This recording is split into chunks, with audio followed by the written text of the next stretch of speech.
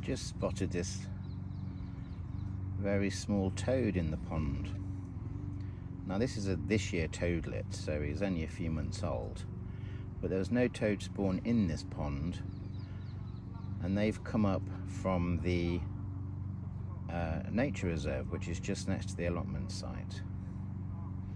I saw another one yesterday actually, when I was clearing the long grass around the pond. And they don't often go into the ponds over summer. You'll see the ponds looking typically late summer now,